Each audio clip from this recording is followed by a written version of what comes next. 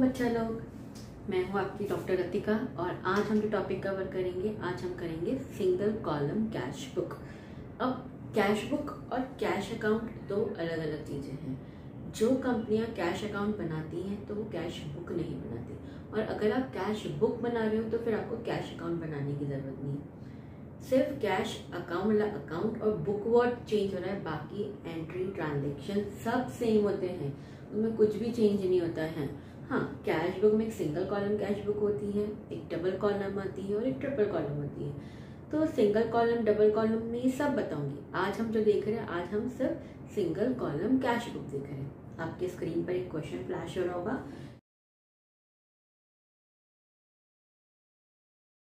ये एक बहुत छोटा और सिंपल क्वेश्चन है जो आज हम कवर करेंगे कैश बुक का। चलिए फटाफट अपनी कॉपी और पेंसिल निकाल लीजिए, पेन पेंसिल, और अपन स्टार्ट करते हैं। सबसे पहले मैं सबको अपन ये देख लेते हैं, फॉर्मेट देख लेते हैं कि कैश बुक का फॉर्मेट क्या होता है। कैश बुक का फॉर्मेट बहुत सिंपल होता है, कैश अकाउंट जैसे ही होता है, बस कैश अकाउंट की जगह पे कैश बुक आ जाएगा आपका, बाकी सब सेम रहता है। डेट, पर्टिकुलर्स, हाँ एक चेंज यहाँ पे आएगा। कैश अकाउंट में हम क्या लिखते हैं, LF लिखते हैं ना कि JF लिखते हैं हम कैश अकाउंट में। जब हम लेजर बनाते हैं तो हम क्या लिखते हैं, JF लिखते हैं लेजर फोलियो के लिए। लेकिन जब हम कैश बुक बनाएंगे तो कैश बुक में हम LF लिखेंगे। ये हो गया आपका अमाउंट, फिर वापस से आएगा आपका डेट, पर्टिकुलर्स,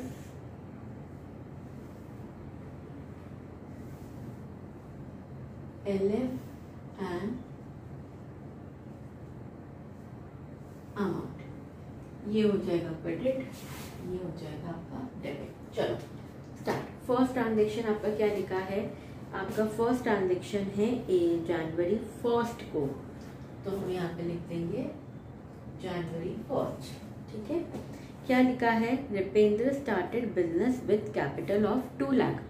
इसकी देखो, जब आप कैश बुक बना रहे हो बेटा तो आपको जर्नल एंट्री पास करने की जरूरत नहीं है, आपको डायरेक्टली कैश बुक बनाने को बोला है।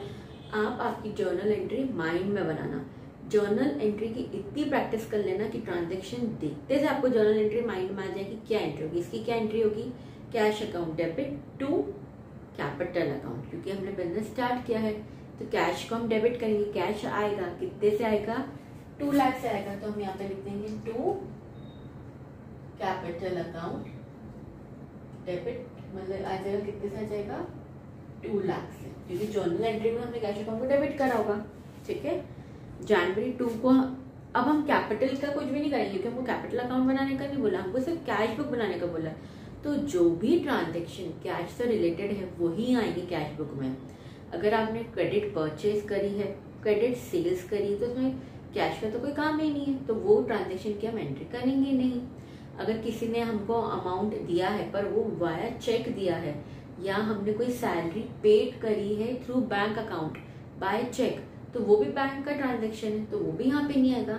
सिर्फ और सिर्फ वो ट्रांजेक्शन आएंगे जो हमारे कैश में डील हुए, या तो हमने किसी ट्रांजेक्शन के लिए कैश दिया है या किसी ट्रांजेक्शन में कैश हमको आया है।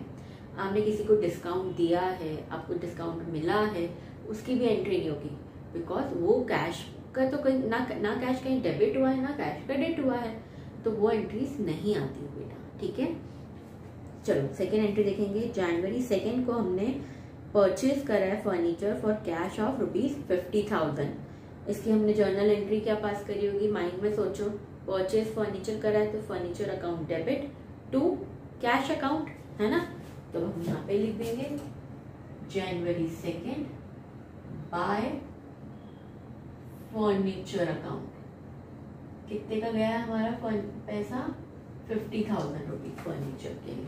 ठीक है, अब जनवरी 3 को देखो, गुड्स परचेज फॉर कैश 30,000, तो इसमें भी हमारा कैश गया, पैसा गया है, कैश गया क्योंकि हमने गुड्स परचेज करेंगे, तो हमने जर्नल एंट्री क्या करेगी, purchase account debit to cash account. तो जनवरी 3 बाय परचेज अकाउंट कितना है, 30,000 है। और एक सिंपल भाषा में बोलूं बेटा, सिंपल लैंग्वेज में, डेबिट जब कर दो जब पैसा आया है, क्रेडिट जब कर दो जब पैसा गया है। ठीक है, जर्नल एंट्रीज माइंड में नहीं भी पास करनी है तो भी तुम ये सब सोच सकते हो। अब तुमने देखो जनवरी 5 को you have paid flight charges, पैसा गया है, क्रेडिट व्हाट गोज आउट जनवरी 5 को बाय फ्लाइट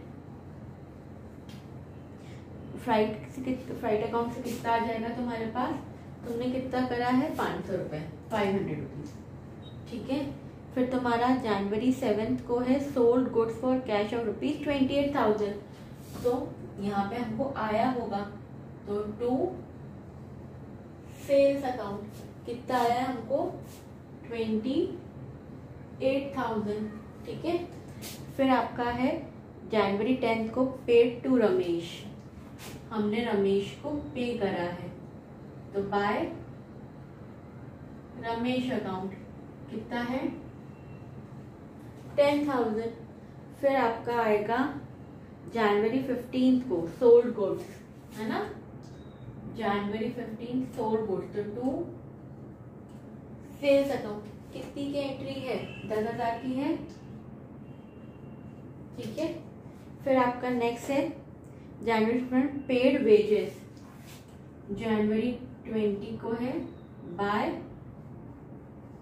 वेजेस अकाउंट, कितने का आ जाएगा, कितने के हमने वेजेस दिए 10,000 रुपए की।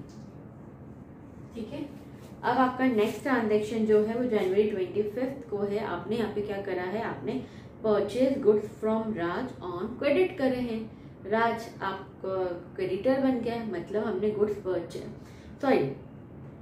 परचेज गुड्स करे ना हमने, तो राज हमारा क्रेडिटर है, हमको राज को पैसे देने होंगे, तो हम हमारी एंट्री क्या होगी purchase account debit to Raj account, तो इसमें कैश तो कोई आया ही नहीं है, तो ये एंट्री हम कैश बुक में नहीं करेंगे। ठीक है, लास्ट आपका ट्रांजेक्शन है पेड रेंट बाय चेक, अगर बाय कैश होता तो एंट्री ट्रांजेक्शन आता, चेक से है तो नहीं आएगा क्योंकि इसकी जर्नल एंट्री होगी rent account debit to bank account, क्योंकि चेक से पेमेंट गया तो हमारा डायरेक्टली बैंक से पेमेंट गया है, तो हम इसकी एंट्री यहाँ पे नहीं करेंगे।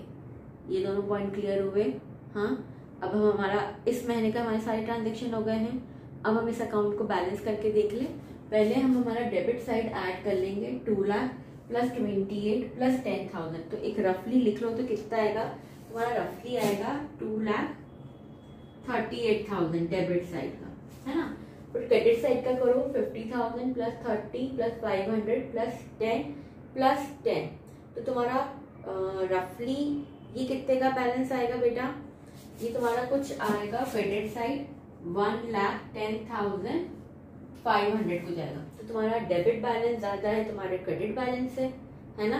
तो तुमको अगर बैलेंस करना है अकाउंट तो तुमको क्या करना पड़ेगा, कहाँ पे बैलेंस आएगा तुम्हारा जनवरी 31 को, कहाँ पे लिखोगे, यहाँ लिखोगे by balance carried down, that is 2,38,000 minus 1,10,500, आपका आएगा 1,27,500।